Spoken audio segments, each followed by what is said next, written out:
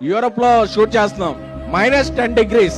ప్రభాస్ గారు మేము చెప్పాం సార్ ఒక 11 o'clock వరకు కొంచెం చాలా చాలా ఇక్కడ ఫ్రీజింగ్ కోల్డ్ ఉంది, మీరు కొంచెం లేట్ వస్తారా అన్న. పర్లేదు డార్లింగ్ వచ్చేస్తాను నేను అని ఆయన 8 o'clock వచ్చి అంత ఫ్రీజింగ్ కోల్డ్ లో కూడా ఆయన స్టెప్పులు వేశారు.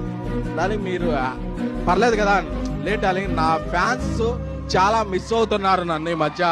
ఈ పండగకి వాళ్ళకి పండగ చేసుకోవాలి డార్లింగ్, వాళ్ళకి ఏం కావాలంటే అది ఇచ్చేయాలి. మార్నింగ్ రమ్మన్నా వస్తా, మిడ్-నైట్ అయినా ఉంటా, వాళ్ళకి ఏం కావాలో అది నేను చెయ్యాలి అంతే అని చెప్పారు. దట్ ఈజ్ ప్రభాస్ గారు. యూనిట్ లో అందరూ కూడా ఆయనే ఫుడ్ తింటే యూనిట్ లో ఉన్న 120 మంది అదే ఫుడ్ తింటారు. ఎందుకంటే అమ్మ లాంటి వ్యక్తి ప్రభాస్ గారు. ఆయనకి తారతమ్యాలు తెలియవు, భేషజాలు తెలియవు, తానేంటో కింద ఉన్న వ్యక్తి కూడా అదే అని నమ్మే ఏకైక వ్యక్తి ద రెబల్ స్టార్ ప్రభాస్ గారు.